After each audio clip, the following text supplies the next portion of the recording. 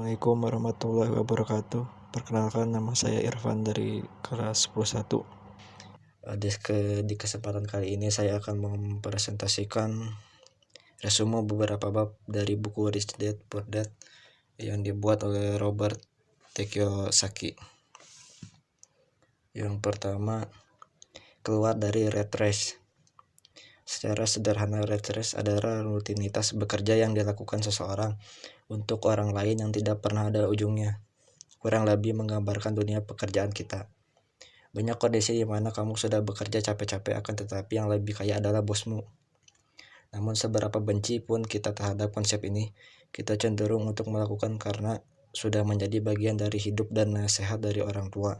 Contohnya, orang tua pasti bernasihat untuk sekolah yang rajin dan setelah tamat lanjut mencari kerja, karena mereka juga melakukan hal yang sama di masa dulunya.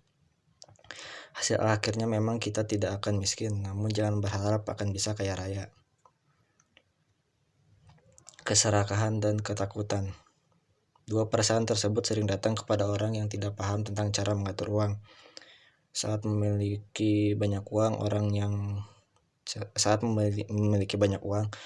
yang cenderung menghabiskan atau menghamburkan uangnya untuk kepuasan. Ini yang disebut keserakahan.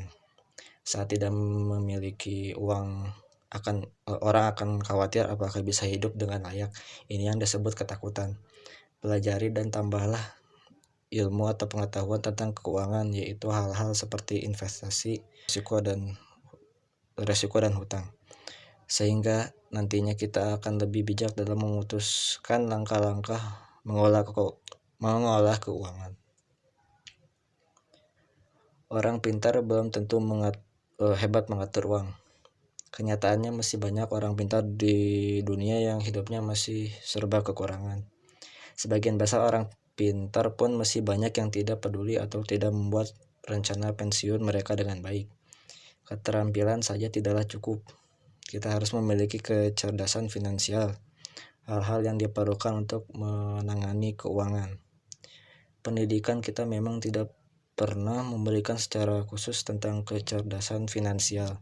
Solusinya mulailah mencari pendidikan mandiri tentang kecerdasan finansial, seminar, baca buku private, dan lain-lain.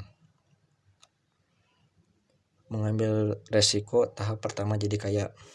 Jika ingin membangun kekayaan, kita harus siap mengambil resiko.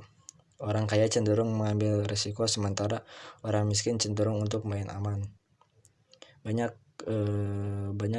dari kita yang memilih bermain aman dengan menyimpan uang di bank daripada berinvestasi seperti saham dan obligasi.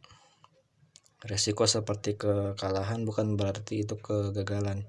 Mereka diberi kesempatan lagi untuk belajar dan pengetahuan mereka menjadi lebih berkembang. Beranilah mengambil resiko. Jadi kaya tidaklah instan. Motivasilah diri sendiri untuk siap menjalani perjalanan yang panjang dan berat. Jangan berhenti di tengah jalan saat menghadapi rintangan yang berat, contoh saat harga saham yang kita investasikan anjlok.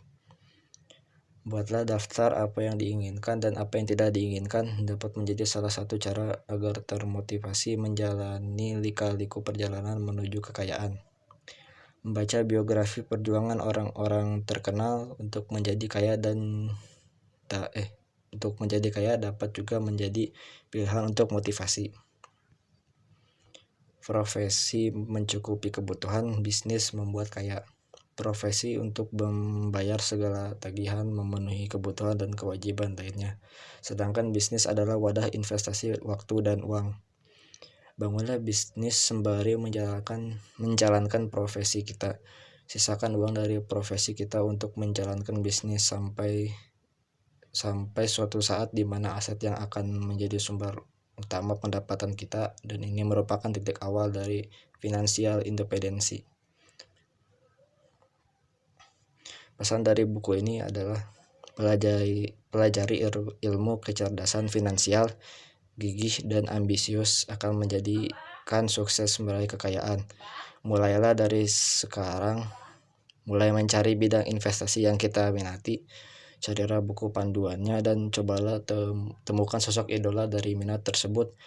untuk bisa dijadikan inspirasi buat tabel pendapatan, pengeluaran, aset, dan liabilitas yang kita miliki. Pantau kondisi keuangan secara berkala, bandingkan pendapatan dan pengeluaran, dan perhatikan juga berapa didasarkan oleh aset dan berapa uang yang dikeluarkan untuk liabilitas kita. Carilah kenalan yang sudah lebih dulu atau berpengalaman dalam investasi, lalu belajarlah dari mereka. Mungkin itu saja yang saya dapat sampaikan. Apabila ada kesalahan mohon dimaafkan. Semoga apa yang telah saya sampaikan di video ini dapat bermanfaat bagi kita semua. Wassalamualaikum warahmatullahi wabarakatuh.